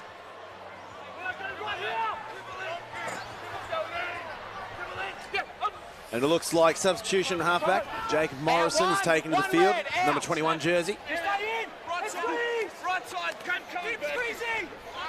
And the driving maul is going to the left, but it's pulled out by Nuamo. Nuamo, one more pass out wide. Kent gets smacked by TJ Sia Cassini. Getting one back for the big boys was big TJ. I was going to say a little bit of his own medicine there. But this was really good maul defence here from the students, pushing them back infield, and Miley just goes, there you go, Jono, cop that. And he's just dissed it up for his winger. Now Power, another strong run. Morrison to the pocket. It's a good strike, won't find touch. Now they move it across. Here is Nakoro, sends it once more over. Good running line from Samoa. Samoa looks at that offload, no one was home. Around the corner, Richards looking good, gets another offload into traffic. The students scrambling in defence. Now to the left. Okoro intercept nearly, but now Kent's got full field in front of him. Great hands from Tuolima. Darts past 1, 2, brought down. 5 metres out. Kibble now. And the penalty goes against them. Yes, last gasp defence there with UQ, getting on that ball. Had to do something to try and slow the flow down for GPS there. Oh, and what hands from Tuolima. Yeah, Tuolima. Very good pick up there. But I think it was Tommy Kibble here. I think might have just been looking to maybe get a quick pick and go and catch him offside, but wasn't able to do so. And Brad Twydale, again, all over that, does well. He's having a big game from the back of the field. Oh, Dalglish doesn't find touch, and he is very salty about that one. Here's Nakoro, all the time in the world. Loops around. Now Horimiya gets the offload. Back to Samoa. Samoa runs it into traffic. Good pass, gets back to Richards. It's lost, Fred, it's lost. Leave it, TJ. Lanack digs in, pulls it out. Nakoro runs a good line there tight. Here is Bartlett against Hawkins. Now Horimiya once again mixing it up with the big boys from the forwards. There's a good run from Nuamo. The Gallopers grinding, finding meters on every phase. They move it out to the right-hand side. Good line from Samoa. The Gallopers are close. Students now back on their line. Bartlett. Off, Fred! Off! Let's go. They're moving it to the short side. Held up. And it's going to be held up. So the Gallopers What great rolling phase play, gentlemen. Finding themselves. Look at that smile on Alfonso Jaramillo's face. No, they're really starting to show their hand here, Jeeps. They know we need to go through these guys if we want to get on top of them. And they're starting to do those pick and goes. Unfortunately, it didn't work out there, but I think they're going to start just trying to suck it in and really try and bash them. Yeah, I think if UQ want to have any chance of trying to defend and keep them out here. And Jonah Polonga will take to the field, replacing Jethro Felamy. And Alex Horan has hit the turf as well. So, a couple of good subs here for both sides. Let's go, boys, let's go. Yeah. Don't wait for him. Sit in chest. Rusty Nakora. Crouch. Rico. Fine. Check your feet. Up. Brad Twydale leaving the field there for Horan. I understand. I understand. You're also shifting your feet. I need patience from both sides here. Jesus Christ. I don't think he's going to help Go you. on, Freddie, let's go. Let's go. Let's go. Let's go. Let's You go. can hear Freddie Burke there just having a chat to Aaron Pook. Just staying in his ear, letting him know that Mellor's coming on that angle. I don't think he'll mind too much though, Freddie. He'll be looking to go 1-on-2 against the Mellor brothers here. Good sign of experience. There's always a subtle word or two in the ref's ear during scrums. Lanac throws it in. Now they get the push. It's out the back. Richards can't wait. He goes around the corner. Here's Nakoro, who gets wrestled by all. They're going to try hold him up. Hands are on. It's picked out the back. Kibbles. Oh, Kibble gets seatbelt hard by Mellor. It's held up. That's great D there from the students. That was really good to be able to make sure they held Kibble out there. Oof. And we see this one here, Kibble round the corner after this great run from Nakoro. They thought they had him held up. Richards did well. Kibble now gets his hands on, enforces the rip, goes through, wears the seat belt, and he'll just fall short of the line. And you just see, obviously, they're ripping and going against the grain there again, similar to the try in the first half where they just catch the defence off guard because everyone in defence is looking to roll around the corner. Yep. A big scrumming opportunity here for the Gallopers, 5 metres out. Fine. Set. Lanac throws it in. The scrum's getting a move along. Advantage. Yep. Richards. Now no, they go to the right. Nakoro. And Korchik sends Nakoro to the ground. Come to me. Chop. Gallopers moving quick. Here's Mimano. Now to the left. Ooh. And Lanac gets hit hard at the back there. Ball's still in play for the Gallopers. They're going to grind their way close to the line, and they're getting centimetres every time. Come on, let's use it. To the right, here's the new man, Polonga.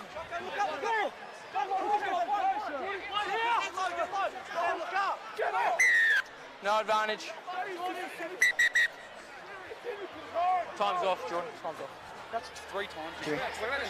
Hang on, Jimmy. He was offside. I'll play the advantage. For the front row, been under pressure all day, okay? I need them to stay in the contest, the loose head, okay? Yep. Next time I see him pull out of the contest when Green's pushing it back, he's going to the bin. Right, all right, pass that message on for me. Yeah, that's a difficult one for UQ. Obviously, Loosehead is called there for not staying in the contest, but with the tight head, if he's angling in at the hooker, his natural movement is always going to be away from the loose head. So the toughest part of it is when you're on the back foot to try and stick with the tight head and stay under him. So, well, typically it's the hooker that needs to partner up with that loose head to make sure that tight head can't get up and underneath. Any good tight head will say that their job is to try and get one-on-one with the hooker. So in essence, Fred Burke's putting on a masterclass this afternoon. Absolute masterclass, and he's showing you just how they do it. It's 1-on-2. It typically is 1-on-2. Tight head versus hooker and loose head, and he's absolutely getting under the skin of the Mellor brothers. But it's what he does best, right? I mean, he's an absolute freak of nature when it comes to scrum time, and if he could do it all day long, he'd probably do it. And I wouldn't be surprised if he puts in an 80-minute shift here today. There's another substitution for the University of Queensland. Toromoe's coming off, and familiar face Pat Pulei coming on for the back 30. This will be a very big inclusion here, getting Pat up against the youngster and Jonah Polonga. Jonah's a very good scrummager, but nothing on the experience. He doesn't have Pat the mileage. I think anyone besides Cordy doesn't have the mileage that Pat's got. Very few people have been around the scene just as much as Pat for Pulei, that's for sure. Answered the call for 2019. Finds himself back in the saddle, on the front lines.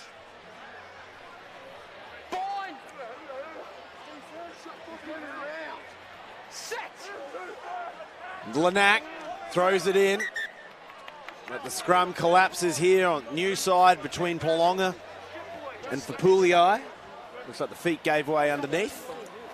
Yeah, new prop introduced to the scrum, so there's always going to be a bit of jostling for, trying to work it out. Like Freddie Burke said, trying to work out your first couple of scrums, what's going on, what works, what doesn't. And that man on screen, Kalala Meni. He's been very good today as Kalala coming back into the mix for the students. Big in to be able to get someone of his calibre to shore up that outside centre channel. Former Australian Schoolboys Barbarians player back in the day. James Dalglish, that impressive tally, 537 points across his first grade career from 2015. Stationary, use it! Now from the back, Richards goes. The scrum holds. The Gallopers, so close. It's a try. The Gallopers get there. I think it's Twainer to Alima. Yeah, Twainer to Alima. Very, very good work there from Jeeps. Everyone having a hug under the posts here. Of course, Fred Burke's in the centre of it. Fred Burke has that husky voice that would always be lovely to listen to underneath super sexy the when you posts. get that close. Come on, guys, just hurry up and kiss already. What are we waiting for? There we are. But that's it. Twainer to Alima. He's been very deserving of that try. He's been absolutely massive for Jeeps today. But this is a very good scrum from the students to hold that up. But I just think just too much time down here in the red zone. You can't hold Jeeps out this long. And also with that scrum, with Uni having to get really 100%, both flanks having to really commit their weight to that scrum, it means that Pat Murray can't get off quickly, so they get over the gain line straight away off the back of the scrum. Yeah, Richards was able to get within a metre or two of the try line 5 metres out, so you can see that just early ascendancy. And a great strike from DeLonge adds the extras, so Jeeps extend the lead now. 28 points to 12 here in the 55th minute of play. Bunter Bowl on the line. Along with bragging rights, because this is the first time these two teams have met each other since the grand final last year, where Jeeps got the better of them. Now we're back to the middle, and the new man, Alex Horan, for the restart. Horan drops it just inside the 22. They give it to the try scorer, Tuolima, who gets the bell rung by Korchik. Now Gorman offloads. Namo. They look like they want to play out of their own half here. Cassini's down in back play. Ball's been stripped away. Here we go on the right-hand side. Morrison throws it onto the right. Here comes Sedu. Sedu's charging through. Sedu gets there! Huge try! Massive try! Clifton Sedu saw the opening so small. And that comes back to the exit as well by GPS. You see a lot of teams that they try and play out of their own 22, and you really start to wonder why if they haven't got a plan in place to exit. And here's the new man, the young man, coming through. Jacob Morrison graduated from Brisbane Grammar School in 2017, has the vision to push the kick through. Sedu, same mind, same wavelength, I got there, same wavelength, gets through, gets 14. The try. Good momentum shift for the students. Yeah, very much so. 56 minutes in, now you're back to within possibly a 7-point ball game. A 9-point ball game, which is where they need to be. They can't let Jeeps get away with this match. I was actually just thinking 28 points to 12, it could be curtains. We can see what happens so quickly. The bounce of a football can be such a cruel thing. So they're right back in it now, the students. And now His 100th cap. Can he close the gap to 9 points? He strikes. Wasn't meant to be. So, Students trailing now 17 points to 28 here in the 57th minute of play. Some new substitutions for the Students, paying some dividends. But will it be enough to conquer their long-term adversaries?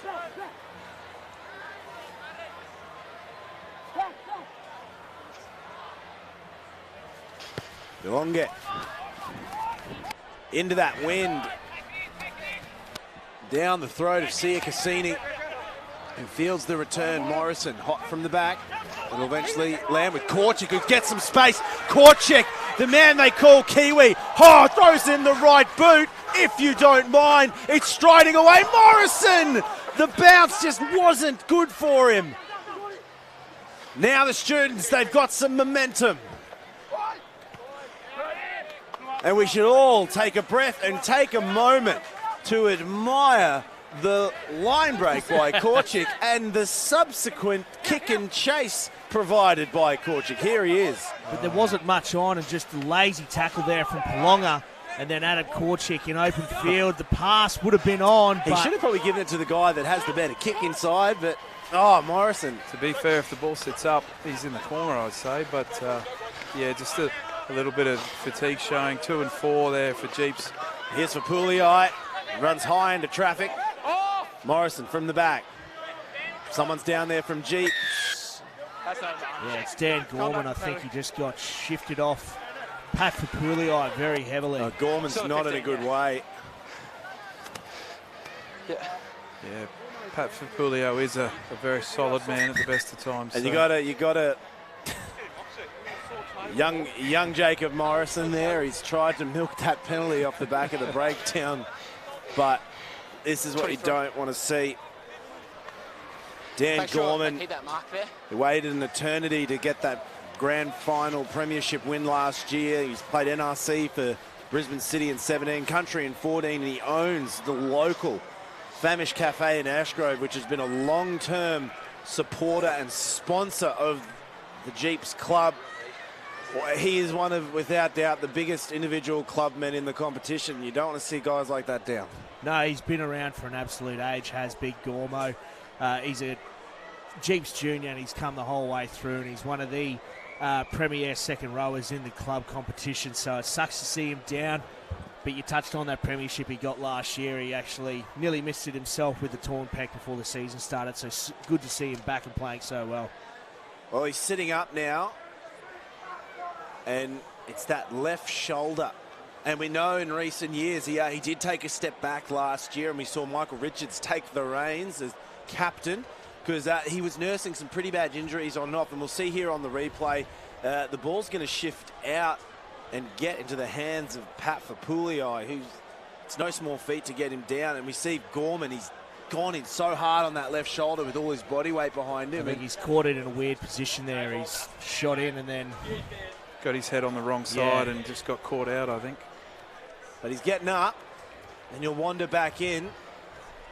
So the Students last 5-10 minutes, they've found something, haven't they? Yeah, and that's the thing. Like I said, they're always going to be confident to be able to score points. They've just got to be close enough and have that belief. So this will be a great test to see if they can pull back a little bit more. Oh, and here's danger lurking. It's Mitch King. Early celebration for a try, but Mitch King in the number 19 jersey.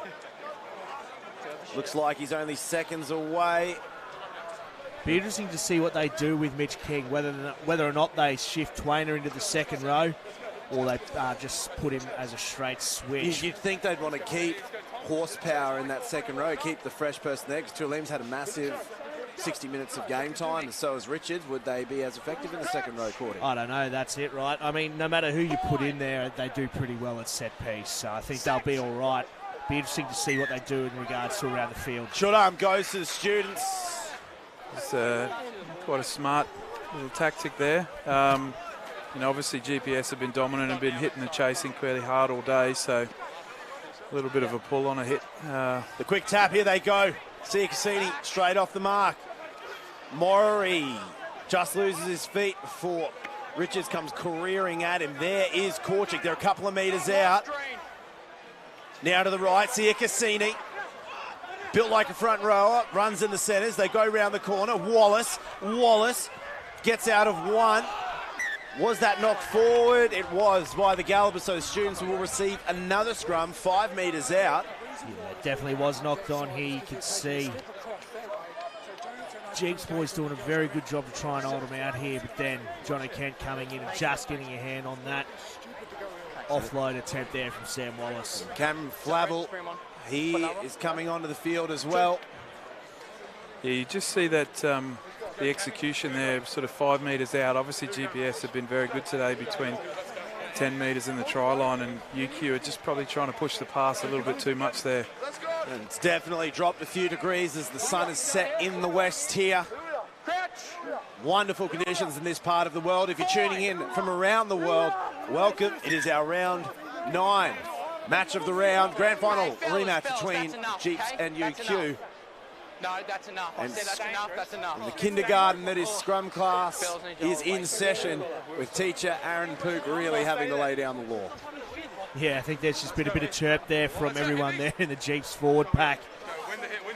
And Aaron Pook's not too chuffed about it, but this will be a really big scrum here. Obviously, the students have got the feed, but we know Jeeps can be really strong in that tight head roll. Well, new substitutions for UQ, Cameron Flavel and Pat Pulio in the front row. Adam Korchik and Fergus Lillycrap also in the mix as well. It's a good push from the Gallopers. The students going to get out quick. Morrison, exceptional work. Hits Sia Cassini on the unders line. The students, they're close. They're going to need to get some pay. Wallace offloads it very vicariously to Lillycrap. Son of Wallaby and Queensland great Cameron. Here's Korchik. Morrison, quick one to Maury, who falls up just short.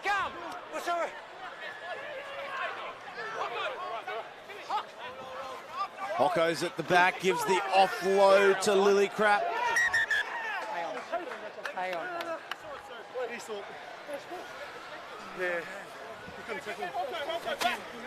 Hang on. Hang on.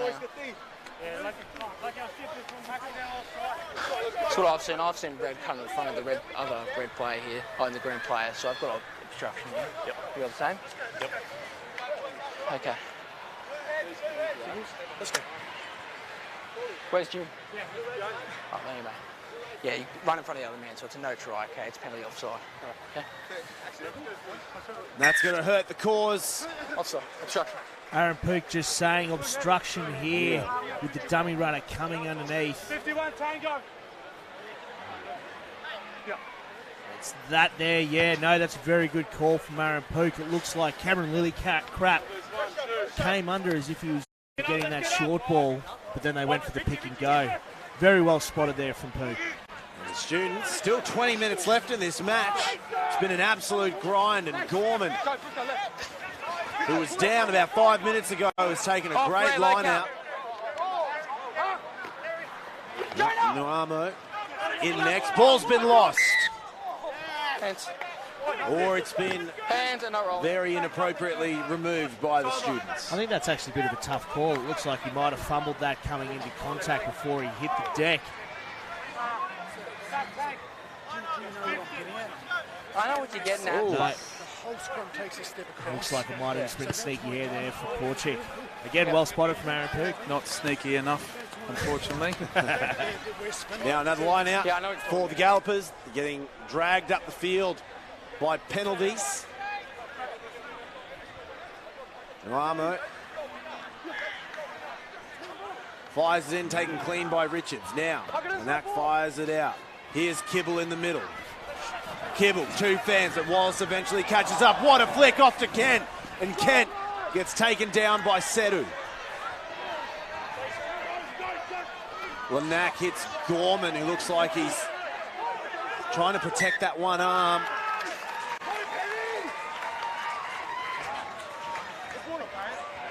And that's a very timely turnover there for UQ. First time Jeeps have been attacking in their towards their red zone in probably about 5-10 minutes, but they've been able to hold I them have out. to say, gents, it has been a very full game. It feels like we're much further in than 62 minutes right now. A lot of rugby has been played, and there's still like the better part of it, 20 minutes left to go. There's been a lot of big tackles. There's been a lot of scrums. Speaking of which,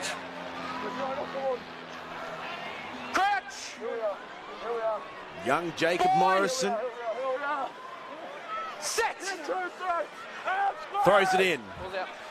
Quickly out. They're not wasting any time. Dalglish goes the back door, hits Sedu. Sedu's got it. He's got Horan with him. Horan, good hands, just holds on to that one. Now to the right, here's Wallace. Wallace played the majority of the minutes for UQ this season. Horan throws it up. And that really hurts the cause. Welcome back to Premier Rugby. And he's absolutely shanked it. Not a great kick there from Alex Horan, and now that's just a massive, massive pressure reliever there. And Chiefs going to be right up for this, 22-odd metres out. Wouldn't be surprised if they keep it close here and try to just bash him up. Invited trouble. It's been a very, very competitive match. But the students, if they let the Gallopers get through for one more, the door is shutting on them. At the front, Richards takes it clean. Kibble round the corner, read well by Mellor. Bartlett wears a couple of defenders. Now they're grinding. There's Kibble again. King. King's first touch of the match. Lanac keeps rolling them around the corner, and Nakoro, despite wearing a big hit, scrambles and finds a few more metres. Advantage going against Flavel. So Jeeps, they're either walking away with 3 or 7 here. do you think they'll go for the scrum? Picking and driving all the way through, and it's a try. Great work there by Alex Samoa. Big try, and the Gallopers pull further ahead now, 33 points to 17 in the 66th minute. And you can't help but think this is going to become a little bit unassailable.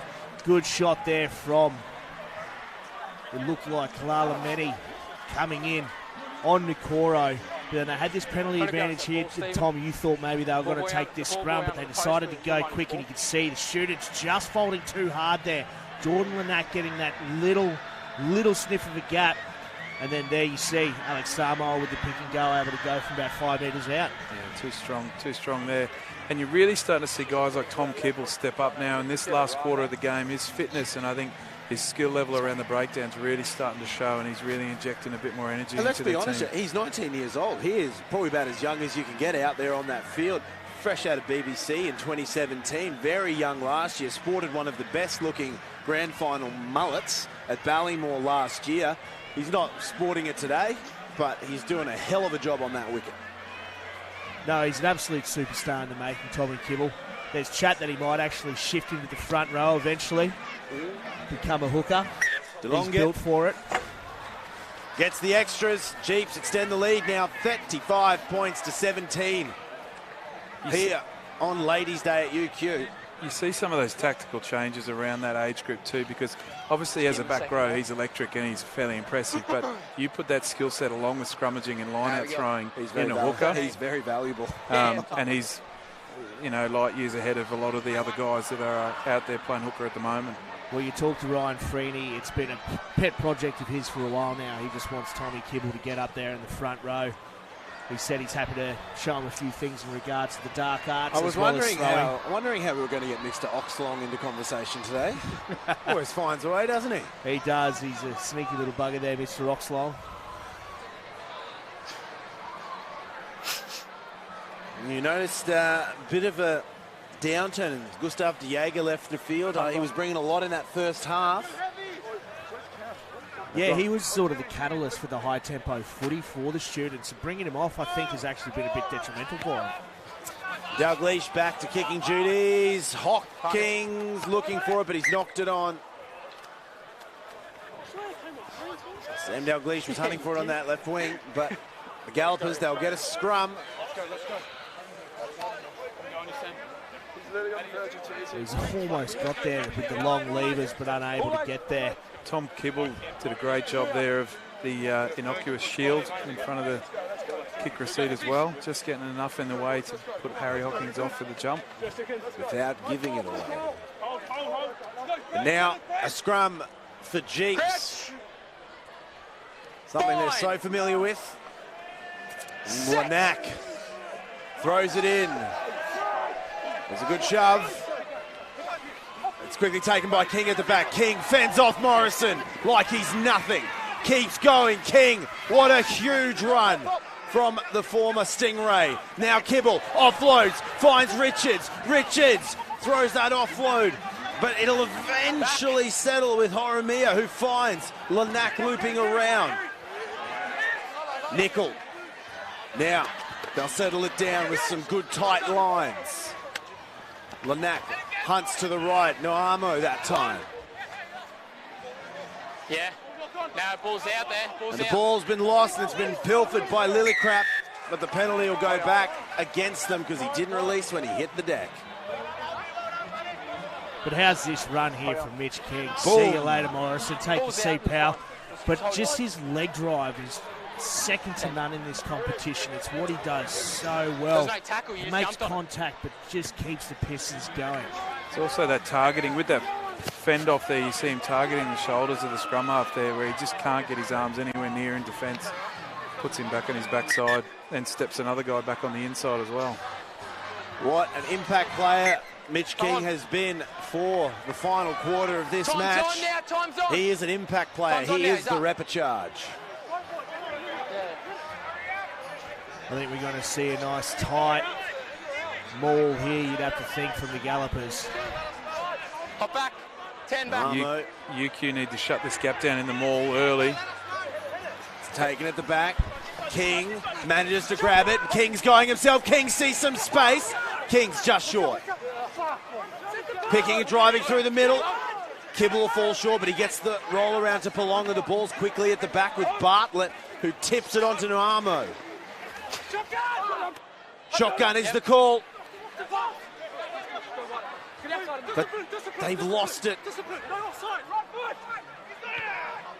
And Dalgleish, despite the pressure, gets a kick for exit. Geez, it must be hard with those short dead ball lines. Yeah, unfortunately that's not going to be enough to take any of the pressure off Uni here. I would say that they're probably going to go for a maul straight away again, get rumbling. Yeah, they're going the full contingent here. The last one, the pencil himself was out of it, so they weren't able to have the full contingent, but he's in there now. I think they're going to play it nice and tight. Working to the front. Richards takes it well. It's at the back. Nuamo's waiting for it. It's in the middle, and it's been ripped out very well by Fergus Lillicrap, who travelled right through the middle. And now Sia Cassini on all fours. And they get a penalty here. Still 10 minutes remaining. They're down by 18 points. It's not impossible, but it would be big if they did. No, I was about to say, Marty, you hit the nail on the head. There is still 10 minutes to go. If they can get one in the next couple of minutes, they're right up there. So that's very big for the students to stay in this game. They've got a back line that's been collecting dust in this second half. Really uneventful for them. Can the students bring it on back? And will the Gallopers hold it till the end? Flavel throws it up, quick down to Morrison. Sia Cassini up the middle. Now Sedu. Great leg work. The players are supporting him as well over the top. They only go to the left. Wallace, one hits to Korchik. They're going to keep working into the left-hand side. Cut out pass. Dalgleish finds his brother Sam. Yeah, pass the ball. Lost though. Good. Horomia fires it into the back. There's Nakoro, who throws a big long pass to the middle to find Richards. He's got numbers on the left. Finds Lanack, who passes it out once more. And new substitution, Davis Tavita will field a forward pass, so it'll come back and be a Uni Scrum right on halfway. They just needed to identify the space earlier here. It got in the hands of Richards, and if only he was able to get it away a bit sooner, or if it got thrown to someone else, they might have seen that there was absolute acres of space here down in this bottom left corner. You see the guy outside him, immediately outside him, just overran the ball, so he had to duck behind him, and then he trying to force the pass there. Do you think they're overusing TJ in this back line for you? Well, I mean, he's one of those things. He's a one-trick pony, but very few people can actually stop that trick. So, you know, he's always good for meters and that, but I think it shuts down your options outside him as well. You know, you need to keep a lot of options open. Try and keep the defence guessing. We've got Alex Horan just sitting out there. He barely had a couple of touches in this second half since he's been on. Freddie, I know. Well, in all honesty, I would have liked to have seen Alex Horan come on at 12, unless Hino's just maybe trying to work him in a little bit, but I think it would have given him a little bit more option there at 12 with Twydale and Kalalamenni on the outside fringes. Two of the best players in the first half have been completely nullified in the second. Or you start using TJ as a passing option as well. Draw the guys in and then offload early so you can actually try and make a bit more space outside. Well, the scrums, not as powerful as we saw them in the first half, but still very challenging for this UQ side to get the better of the Gallopers, and they've given away another short arm. Quick, off the mark is King. Watch this, Duncan. King's gone against script there and actually tapped it rather than going for another scrum. Now from the back, here's King again, making the most of his 20 minutes of play. Lanac to the left, here's Tavita.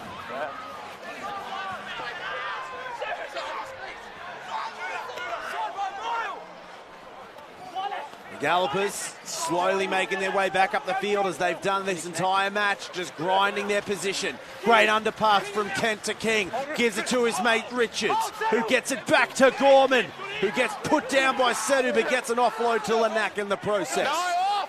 Your second man! To the left, Horomia goes himself. Horomia shrugs off one, but Fapulii brings him down. Now they look. Nakoro gets the offload back to King. King gets through and shut down by Korchik. Yeah, he's come through. Lanac. Stripped. Loses the ball, picked up. Here's Sia Cassini. Sia Cassini gets around one. Here come the Gallopers. Sia Cassini doesn't usually get this much space. Throws an offload to no one, but it'll be scooped up by Nakoro. If he just had a glimpse outside there, Sammy Dalglish was humming up on the wing. Here we go, Sam Dalglish in the fray. But it's a knock on. And Sam Dalglish cannot believe it. No, he's absolutely spewing. He's Sammy Dalglish, but good high energy stuff there. It's just, as you said, if only TJ was able to look on the outside, he would have seen, but oh God, it would have been good. If Dalglish was able to get away there, and look at him here, just dejected. And the knock on, has that been called on Sam Dalglish? No, it was prior to that. TJ Sia Cassini when he hit contact. Okay. I think the problem with TJ is he's not usually got that much real estate in front of him, and I think we realised very quickly that probably doesn't have the endurance to probably get more than 20 metres past the players. To be fair, his turn of pace there was impressive, but he's a clean set of heels for a big unit. It's been able to maintain it and then look for the offload outside. Who's off? Time off. Substitution coming on. 6 red. Both Freddie Burke and Sam Mellor have put in a big shift today. Both been out there the entire match so far. Now this is an interesting one. Gents, help me explain this. We have Pat Murray leaving the field for Tom Mellor. Yeah. Time's on. Can only assume this must be something HIA or whatever it may be, and they've shifted Flavel out to the flanker position. And Michael Richards leaves the wicket.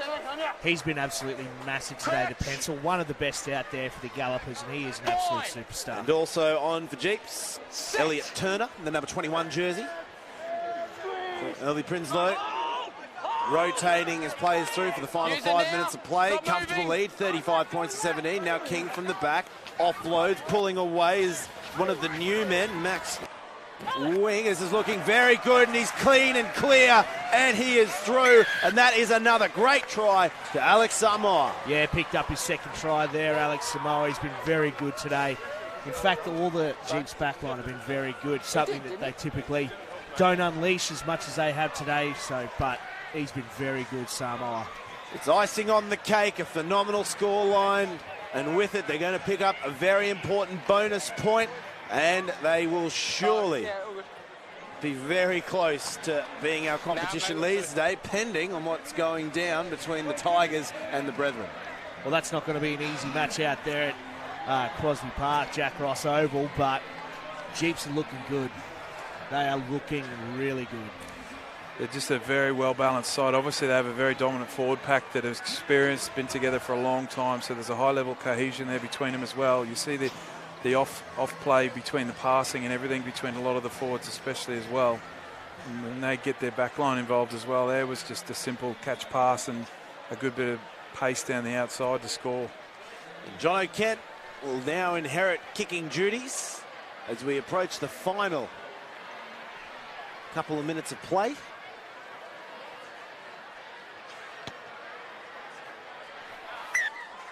And they'll run it back for one more time. And the Students, this one well and truly has gotten away from them, and the Gallopers will keep their winning streak on a roll. 7 in a row.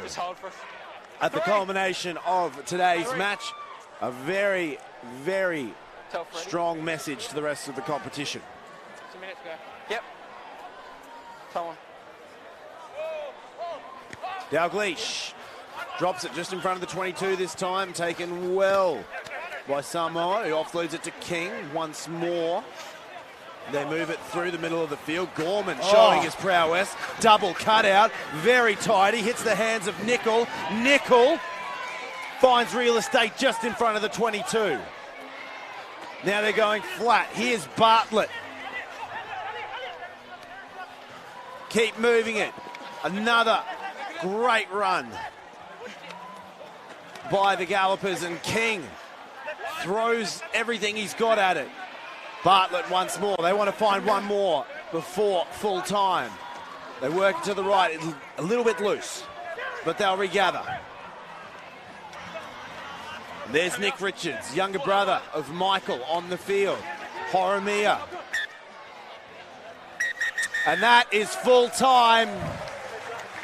And the Gallopers retain the bunter. They retain their status after what was hyped up to be a massive grand final rematch. Too good. Jabel Staunton, Tom Court. Yeah, look, Gallopers were just too good on the day. That first half was really good, very tightly contested, but we thought Uni might be able to stay in it with their high-energy football, but I'm going to say it right here, right now, this Jeeps outfit is looking better than they were when they were going into the finals last year. They are red hot. Yeah, they definitely look a lot better balanced now, especially with their back line, but they actually got better the further in front they were. When it was fairly tight, they were looking a little bit rattled at times and a little bit under pressure. Another try, they look a bit more reassured, and a couple more tries again. They looked better and better the longer they got into the match, the more points they got on the board. So they were great front runners. So I guess the secret for anyone else bringing a game to them in future is you're going to have to try and pin them down and don't let them get that lead. You've got to have to be cutthroat if you want to take down this Jeeps outfit, because they are going to come at you with both barrels. And they were without players like Matt Jaquel today. You've got to remember, that guy pulls about 4 or 5 turnovers a game from his pilfering ability. They're not even at full strength today. It is a big shot across the bow for the rest of the competition. Unfortunate day for that man on screen. You want to bring up your 100 under better circumstances, but it's just how it goes sometimes against such a great side as Jeeps. And let's take a look at what's happening around the grounds now. We saw some very tightly contested matches, and we're going to get the update here as soon as it pops on. Let's have a look at how it has played out across Brisbane. And here we go. Full time, and Bond have only just etched out the Dragons. The Magpies, a solid performance, 32 points to 17, and the Brothers just after half time are giving the Tigers a bit of trouble. Yeah, look, it's Ladies' Day out at Jack Ross Oval as well, so you know the Brothers boys are going to be up for that. But, you know, I can't help but think Brothers are going to be stinging after going down to Jeeps last weekend, and they'll be right up for that one. I think they're going to come away with that. But the one, Sunnybank versus Bond, as I said, I thought Sunnybank could have piped them on this one, like just got them over the line. But unfortunately, they've gone down by a couple of points. Well, let's move forward and let's have a look at what's coming at you next week for round 10 in Queensland Premier Rugby. Bond will be hosting Brothers down the M1. West will be hosting Norths in our match of the round. East will be hosting the Students, and the Magpies will be hosting the Dragons. Gentlemen, let's get your opinion on how these are going to go. You quickly tell me who you think is going to win. Bond Brothers. Brothers by 1,000. Obviously, you know, Brothers are going to be ahead there. I think West will be too strong for Norths at home as well. So you're going West? You're going Same West? Here, of course, the Dogs. East and Uni? I'm going to be impartial and go Uni. Hoi, good at controversy is always good. And finally, South and Sunnybank. I think South will probably be a little bit too strong at home. Souths are playing well. Souths are in form. Well, that's it. You can't ask for any more. Jeeps have done exceptionally well, gentlemen. They've retained the bunter for another week, and that one's going to be off the table until round number 11. Gentlemen, thank you so much for your company this afternoon on the broadcast. Pleasure as always. Thanks very much, guys. Well, for everyone at home, thank you so much for tuning in yet again for another blockbuster round of Queensland Premier Rugby. As always, stay tuned to the social media channels during the week for all manner of wonderful content. It's been an absolute pleasure this afternoon. My name is Martin Lippiatt. See you next time.